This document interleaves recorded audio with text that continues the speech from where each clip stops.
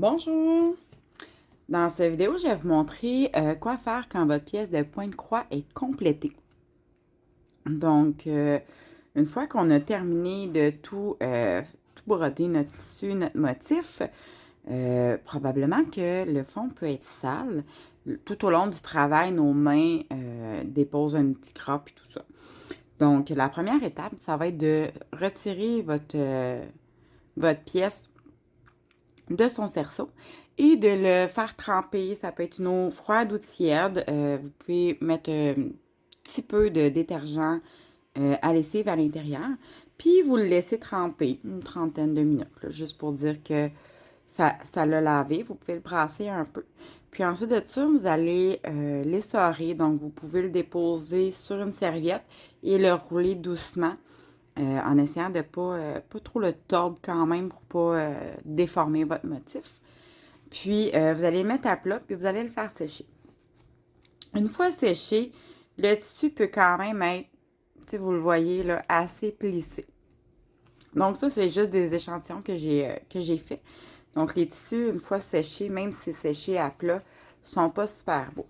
Donc, vous allez pouvoir le repasser à température moyenne. Vous repassez bien sûr sur l'envers, puis si vous voulez être certain, là, vous pouvez protéger votre pièce avec un linge de coton. Donc, vous allez le repasser, le remettre beau. Puis, le remettre sur son cerceau original. Donc, ici, je l'ai remis, j'ai mis l'ouverture du cerceau vraiment au haut, parce que si je l'accroche, moi, je veux vraiment qu'il soit droit.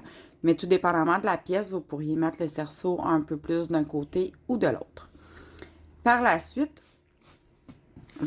les échantillons. Par la suite, vous allez venir tailler l'excédent de tissu en vous laissant quand même une petite bordure que vous allez pouvoir venir terminer. Donc, avec une colle à tissu et en faisant bien sûr attention à ne pas venir mettre d'excédent de colle sur votre toile de fond ici. Vous pourriez même venir vous mettre un carton ou quelque chose comme ça.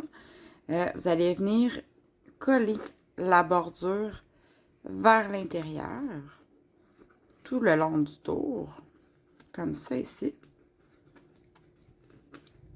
Et voilà. Là, j'ai pas la colle sous la main, mais je crois que vous comprenez quand même le principe.